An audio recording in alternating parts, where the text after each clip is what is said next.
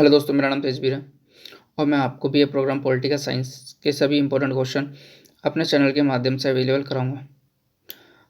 BA programme के जितने भी छात्र हैं जो फर्स्ट सेमेस्टर में ओबी एग्ज़ाम देने वाले हैं, उनके लिए भी ये वीडियो मेरा बहुत उपयोगी है। तो आप देख सकते हैं इस वीडियो के माध्यम से पहला क्वेश्चन, परंपरागत एवं आधुनिक दृष्टिकोण के अनुसार राजनीति विज्ञान को परिभाषित कीजिए तथा उसकी प्रकृति और क्षेत्र पर प्रकाश डालिए। राजनीति की परंपरागत और आधुनिक धारणा का परीक्षण कीजिए। तो देखते हैं तरीके इसका। आधुनिक काल में राजनीति विज्ञान को परंपरागत एवं आधुनिक दृष्टिकोण के अनुसार परिभाषित किया जाता था। तो आधुनिक काल में क्या होता है, राजनीति विज्ञान को दो भागों में बांटा जाता है, परंपरागत और आधुनिक दृष्टिकोण। परंपरागत दृष्टिकोण से परिभाषित करने वाले विद्वानों में आते हैं सुकरात, प्लेटो, अरस्तु, मार्क्स, लॉक, रूसो आदि। ये सारे जो विचारक हैं ये आपके हैं परंपरागतवादी। इसके बाद आते हैं आपके आधुनिक दृष्टिकोण से राजनीति विज्ञान को परिभाषित करने वाले विद्वानों में Catlin, Heller, Herman, David Easton.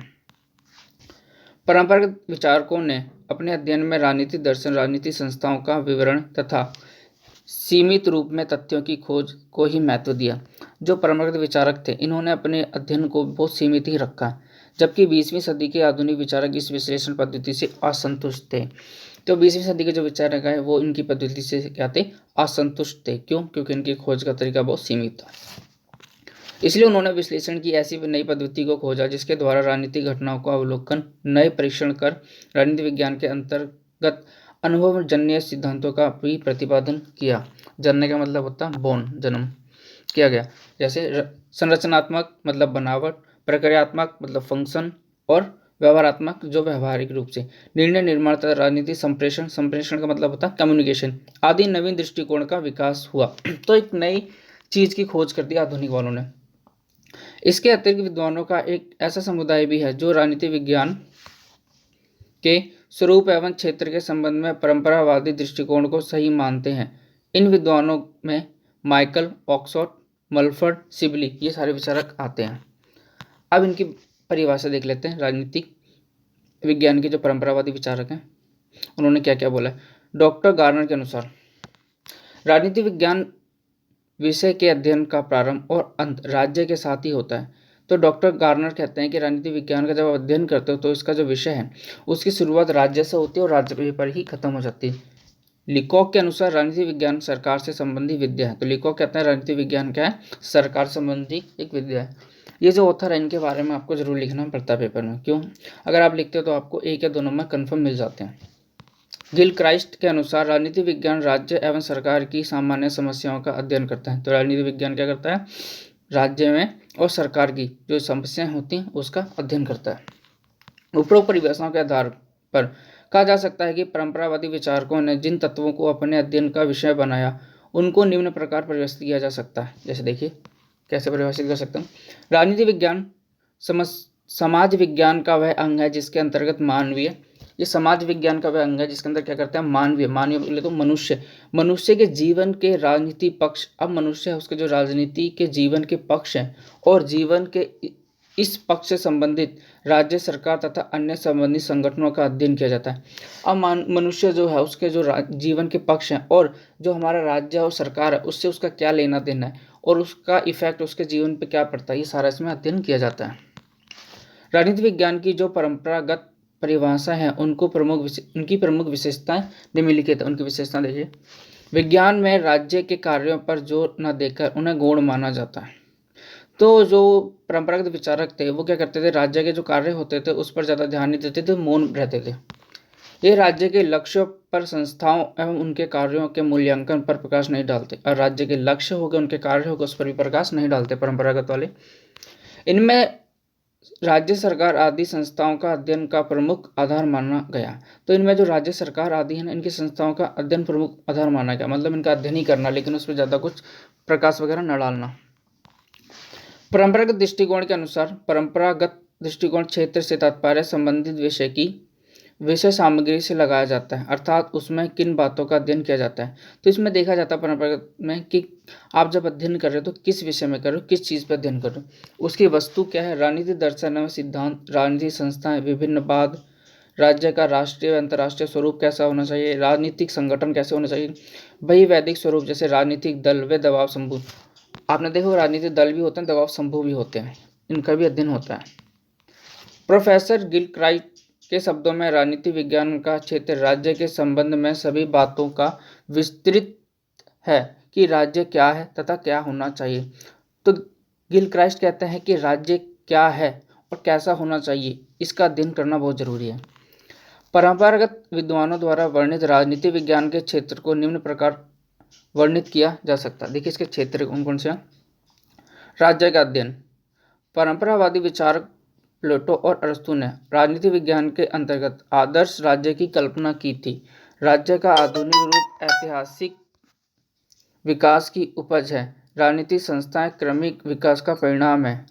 तो जो प्लेटो और अरस्तु हैं, इन्होंने एक ऐसे राज्य की स्थापना करने की कोशिश की जो एक आदर्श राज्य हो, और आधुनिक रूप इसका ऐतिहासिक विकास है। जो अगर आप देखें राज्य का जो आधुनिक युग होता है वो ऐतिहासिक विकास होता है, क्योंकि इतिहास से ही हम बहुत चीज़ें ग्रहण करते हैं। इस कारण राजनीति विज्ञान उनके भूत, वर्तमान एवं भविष्य का विस्तृत अध्ययन करता है। अगर आप देखिए राज्य का जो अध्ययन होता है वो वर्तमान से लेके पास्ट में क्या होता है, फ्यूचर में क्या होगा, इस चीज़ का भी अध्ययन किया जाता है। राज्य का रूप, संगठन, उद्देश्य और औचित्य। अब राज्य जो है उसका संगठन जो है, उसके उद्देश्य क्या है, उसका मकसद क्या है, इसका भी अध्ययन किया जाता है। कार्य क्षेत्र आदि, उसके कार्य क्या है, उसका क्षेत्र क्या है, कहाँ तक है आदि राजनीतिक विज्ञान की अध्ययन सामग्री, सारे राजनीतिक विज्ञान के अध्ययन की क्या है, सामग्री है। सेकंड है सरकार का अध्ययन। अपनी प्रभुसत्ता का प्रयोग अपनी प्रभुसत्ता का प्रयोग राज्य सरकार के माध्यम से करता है। अब आप देखिए जो सरकार होती है वो अपनी प्रभुसत्ता का प्रयोग क्या कैसे करता है। प्रभुसत्ता क्या होती है, सोवरेनिटी कहते हैं इसको इंग्लिश में। मतलब क्या, आप अपने फैसले और निर्णय स्वयं ले सको, इसे प्रभुसत्ता कहते हैं। तो जो सरकार है वो कैसे उसका इस्तेमाल करती है, राज्य के माध्यम से करती है।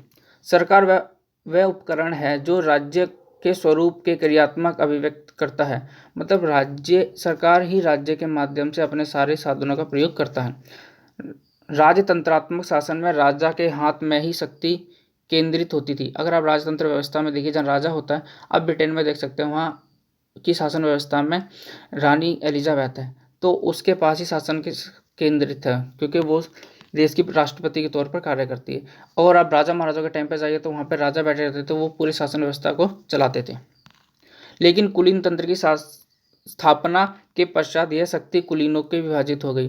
जब कुलीन वर्ग आया तो उसमें क्या हुआ, शक्तियाँ विभाजित भी होने लगी, राजाओं के हाथ से शक्तियाँ कम हो गई। लेकिन जब उसके बाद प्रजातंत्रात्मक व्यवस्था में सरकार के 3 अंग आए। प्रजातंत्र जब आया मतलब प्रजा का शासन आया, उसमें क्या हुआ, शक्ति के बंटवारा होने लगा। जैसे व्यवस्थापिका, कार्यपालिका, न्यायपालिका। अब आप देखिए शक्तियों को 3 हिस्सों में बांट दिया गया। हमारे यहाँ पे व्यवस्थापिका जैसे विधायिका कहते हैं, कार्यपालिका भी है और न्यायपालिका, इसमें अलग अलग रूपों में बांटते। क्यों, अब प्रजातंत्रात्मक शासन है।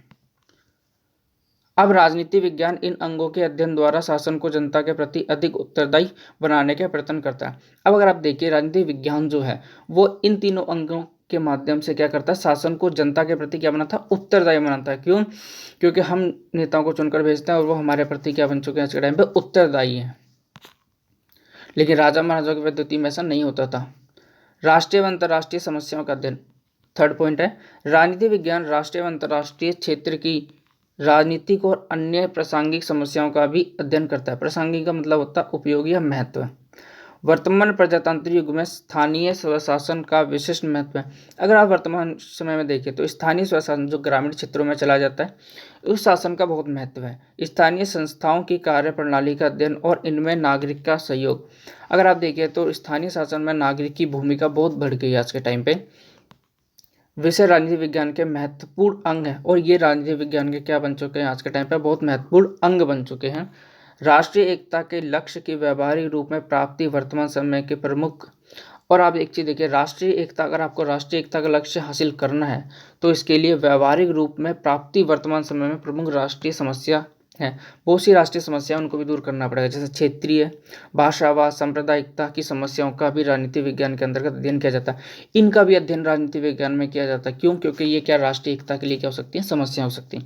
इसी प्रकार राष्ट्रीय विधि और संबंधों, अंतर्राष्ट्रीय संगठन और राष्ट्रीय विधि, जो राष्ट्रीय आप कानून बनाते हैं राष्ट्र के लिए, और संबंध अंतर्राष्ट्रीय स्तर पर संगठन हो गए आपके, अंतर्राष्ट्रीय शांति, सुरक्षा, अधिकारी अध्ययन भी राजनीति विज्ञान में किया जाता है। इन सब का अध्ययन राजनीति विज्ञान में किया जाता है। जो सुरक्षा है आपकी, ठीक है, या अंतर्राष्ट्रीय शांति हो गई, अंतर्राष्ट्रीय संगठन आप बनाते हो, इन सब का अध्ययन भी राजनीति विज्ञान में किया जाता है। Thanks for watch this video.